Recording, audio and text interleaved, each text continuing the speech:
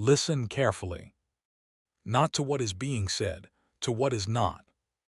Every system you were trained inside, the classroom, the boardroom, the dinner table, handed you the same corrupted instruction manual. Speak up, make your case, assert yourself. The loudest signal wins the channel. They told you that communication is a ladder, and the one who climbs it fastest, who fills the most silence, who produces the most output, that one rises. They were describing the behavior of the resource, not the architect. Here is the first brutal truth of this series. The masses do not misunderstand silence. They have been deliberately miseducated about it. There is a difference. Misunderstanding is accidental. Miseducation is a feature of the system. It is load-bearing architecture. If the masses ever correctly map the topology of silence as a power structure, the entire game theory of negotiation, of hierarchy, of social capital, it collapses into a new configuration, one that does not favor the current architects. So instead, they taught you to fear silence. They conditioned you to read it as failure, as absence, as the void where competence should be. They were wrong. Or rather, they were precisely wrong in your direction. Consider information theory for a moment. In any transmission system, noise is the enemy of signal. But here is what they never told you in the version of the lesson designed for the masses. Silence is not the absence of signal. Silence, in a high-stakes exchange, is a signal with maximum entropy. It carries every possible meaning simultaneously. It is a quantum state, unresolved, superposed, radiating interpretive pressure outward onto every other participant in the room. The operator who speaks first collapses that quantum state. They resolve the ambiguity. They hand the other party a fixed coordinate, a position that can now be measured, analyzed, countered, and exploited. The moment you define yourself through speech in a negotiation, you have handed the kingmaker a map of your interior architecture. You have shown them where the load-bearing walls are. And any architect worth their position knows exactly where to apply pressure once they have that map. This is not philosophy, this is mechanics. Think of it as a game tree. Every branch represents a possible move. The player who moves first reduces the game tree. They eliminate entire branches of possibility from their own side. The player who waits, who holds position in the silence, retains optionality. In game theory, optionality is not comfort. Optionality is leverage. It is the structural advantage of the one who has not yet committed force in a direction. The masses fill silence because silence feels like losing ground. But ground is a metaphor for something they have already misidentified. The ground in a negotiation is not defined by who speaks. It is defined by who controls the frame inside which speaking becomes necessary. Read that again, let it land. The one who defines the terms of silence controls the entire negotiation before a single word is exchanged. Not during, before. The game is already in motion before the executor in that room believes it has started. By the time words appear, the architect has already moved 3 turns ahead on a board. The other party does not know they are playing on. And here is where the miseducation becomes almost elegant in its cruelty. They taught the masses to prepare their words, to rehearse their arguments, to sharpen their language like a blade.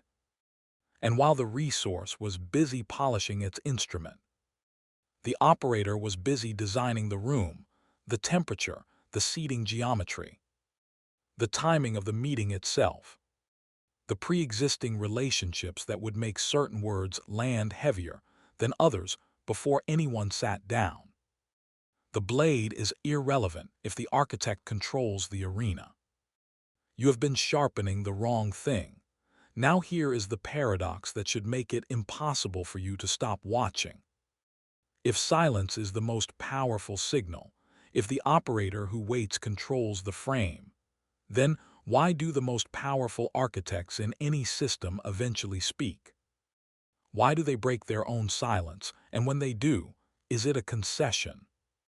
Or is it the most calculated move in the entire sequence? Part 2 begins where language ends. The calculated move. That is always the answer. And understanding why requires you to abandon the binary you were handed, the one that frames silence as power and speech as weakness. That binary is a training wheel. It is the first approximation. The operator who has internalized the deeper mechanic knows that speech, deployed at the precise moment and in the precise dosage, is not a concession. It is a detonation. It is the controlled release of accumulated pressure. And the pressure only exists because of the silence that preceded it. This is the first named principle of the silence dividend. Call it the pressure gradient law. In thermodynamics, pressure differentials drive flow. Heat moves from high concentration to low. Fluid moves from high pressure to low.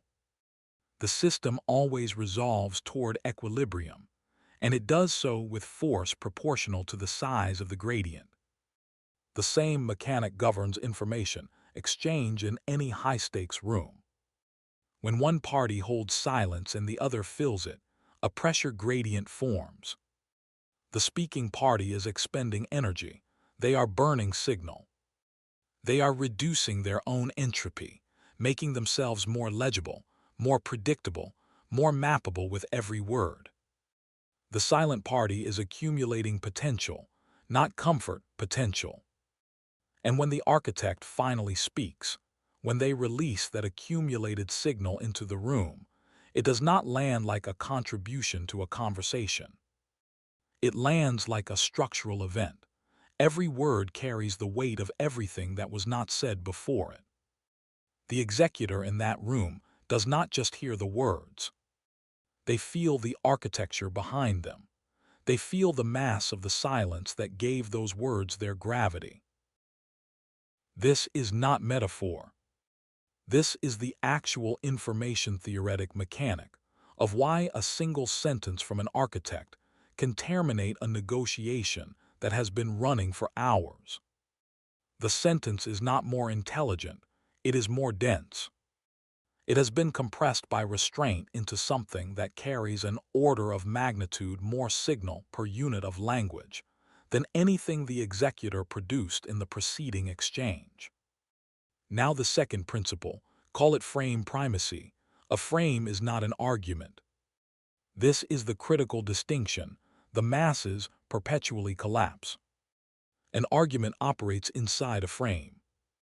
A frame determines which arguments are legible, which are invisible, and which are automatically disqualifying before they are even articulated.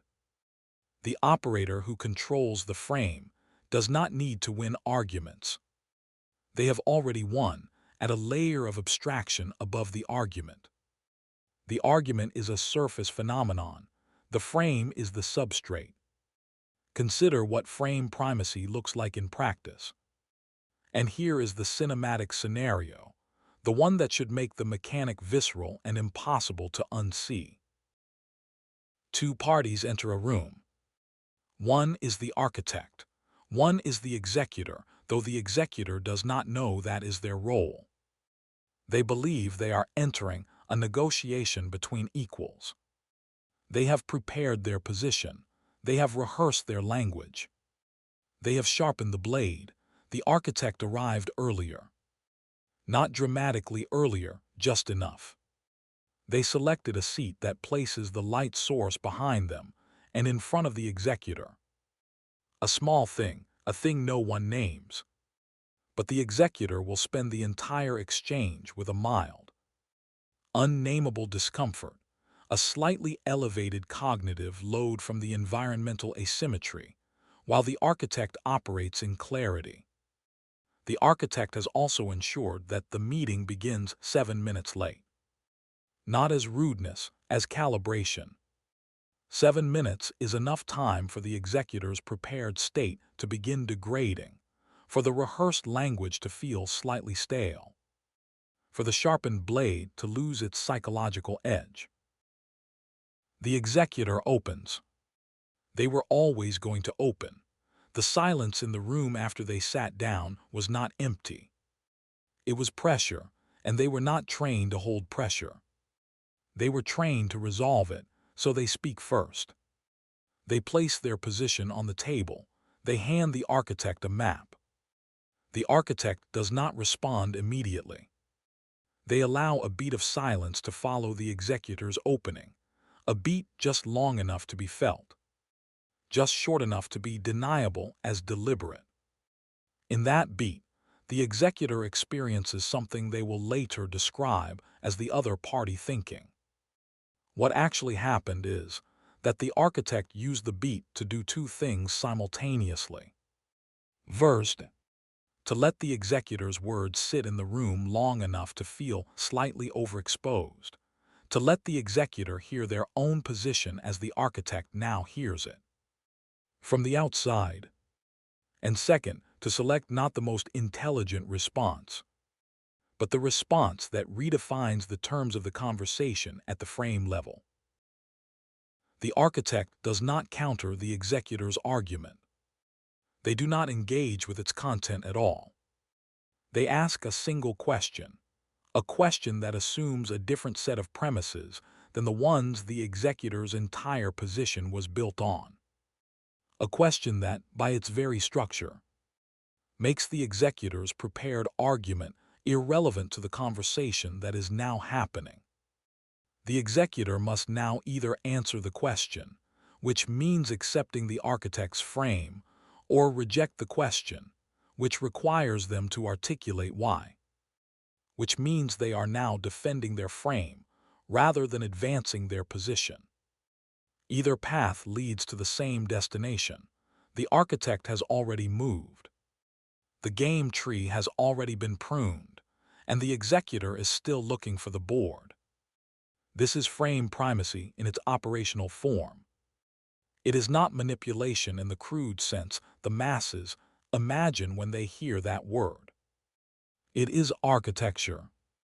It is the construction of a cognitive environment inside which certain outcomes become structurally more probable than others, before willpower, before argument, before intelligence enters the equation. The executor brought a blade to a room the architect built. Part 3 closes the system, and it will tell you something the other channels will not. How to recognize when you are the executor, and what the architect does when they meet someone who already knows the game. The architect built the room, and now you know it. That knowledge is the most dangerous inflection point in this entire sequence, not because it makes you safe, but because it makes you visible in a new way. The moment you recognize the architecture, you alter your behavior. An altered behavior is a signal, a readable signal, one that tells any architect in the room that they are no longer operating on an uninitiated executor. They are operating on someone who has begun to map the game. What they do next is the most sophisticated mechanic in the entire system, and it is the one that almost no other analysis will give you. They test for depth, not for knowledge. Depth, because knowledge of the game is cheap. Anyone can read about frame primacy. Anyone can learn to hold silence for a beat longer than is comfortable. The architect does not fear the executor who has read the manual. They fear the operator who has internalized it so completely that the mechanics have become invisible again, dissolved into behavior, into instinct, into the architecture of how they occupy space before a single word is exchanged. The test is not whether you know the moves. The test is whether knowing the moves has made you rigid. Because rigidity is just a different kind of legibility, a different kind of map. The architect who meets a partially initiated opponent does something elegant. They simplify the board. They remove the complexity that would reward sophistication and replace it with a single, high-pressure variable, usually time or social cost, or the sudden introduction of a third party whose presence shifts the relational geometry of the room. They are not trying to win the frame game. They are trying to find out whether you will abandon your position under load. Because an operator who holds their frame under pressure is not just dangerous, they are a potential peer. And peers are not managed, they are negotiated with. That is a fundamentally different transaction. Here is what the masses never reach because they stop at the first layer of the mechanic. The most powerful architects are not trying to dominate every room. Domination is expensive. It requires continuous energy expenditure to maintain. The architect who has fully internalized the silence dividend is not optimizing for control. They are optimizing for accurate calibration. They want to know, as rapidly as possible, whether the entity across the table is a resource or a peer, because those two entities require completely different engagement protocols. And deploying the wrong protocol is a waste of structural capital. This is what I call the mirror principle. When an architect encounters genuine resistance, not the rehearsed resistance of someone who has memorized tactics, but the structural resistance of someone who has built their own frame, the architect does not escalate pressure. They go quiet, not the loaded silence of the pressure gradient, a different silence, an evaluative one. They are reading the quality of your architecture. They are asking without asking, did you build this or did you inherit it? If you built it, the conversation changes entirely. The game tree does not collapse, it expands. Two architects in a room do not negotiate the way an architect and an executor do. They negotiate at the level of the frame itself, each testing the other's foundational premises, each looking for the deeper substrate on which a durable agreement can be constructed. It is slower, it is more expensive, and it is the only kind of negotiation that produces outcomes neither party could have engineered alone. If you inherited it, if your frame is borrowed, if your silence is performed rather than structural, the architect will know within two exchanges. Performed silence has a tell. It is slightly too deliberate. It arrives at slightly too convenient a moment. It lacks the ambient quality of someone who simply does not feel the pressure to speak, because they are not experiencing the silence as pressure at all. The executor who has learned to fake the silence dividend is still running the same underlying operating system. They have changed the interface. The architect reads the process, not the display. This is where the analysis closes into protocol. Not inspiration, not framework. Operational directives, the three structural adjustments that move you from the executor's position toward the architect's. Not through performance, but through genuine reconfiguration of how you process the room before, during, and after any high-stakes exchange. First, entropy audit, before any significant negotiation or high-stakes exchange. Conduct a systematic inventory of what you are about to make legible. Every position you plan to state, every argument you intend to advance, every concession you are prepared to offer, map it. Then ask for each element. Does disclosing this give me leverage? Or does it give the other party a coordinate they can use to triangulate my interior architecture? The goal is not to become opaque for its own sake. The goal is to enter the room having made a deliberate choice about what remains unresolved, What stays in quantum superposition? Because unresolved information in your possession is optionality. And optionality is the structural currency of the architect. The executor who enters a room having already decided everything, they will say, has already spent their leverage before the exchange begins. Second, frame inoculation. Identify before the exchange begins. The implicit premises that the other party's likely opening position depends on. Not their arguments, their premises, the load-bearing assumptions underneath the arguments. Then construct a single question, not a counter-argument, a question that assumes a different set of premises. Hold that question. Do not deploy it immediately. Let the other party open. Let them place their frame on the table. Let them invest in it with language and energy. Then release the question at the moment their investment is highest. A question that reframes at the premise level does not attack the argument. It makes the argument irrelevant by changing the ground it was standing on. The party who controls the premise layer controls the entire conversation without ever appearing to fight. Third, load-bearing silence. Train yourself to distinguish between three categories of silence. The silence of someone who has nothing to say. The silence of someone who is afraid to say what they are thinking. And the silence of someone who has already decided and is simply waiting for the optimal moment to release the decision. The third category is the only one that generates pressure gradients. It is also the only one that requires genuine internal architecture. You cannot perform it sustainably, because performance degrades under load. The way you build it is by actually doing the work before the room, knowing your position so completely, having stress-tested it against so many possible counterframes, that the silence is not restraint. It is patience. It is the confidence of an architect who has already seen 3 moves ahead and is simply waiting for the board to catch up.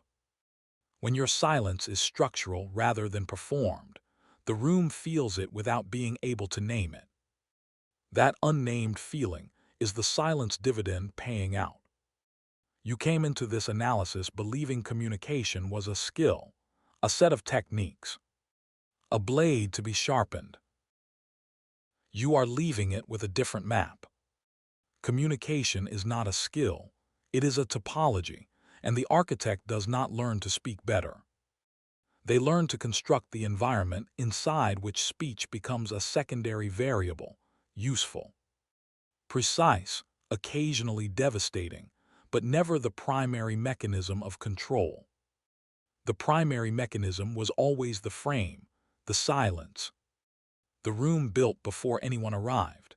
The masses will keep sharpening their blades. They were trained to.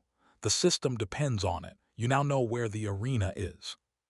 Subscribe to Axiom Protocol.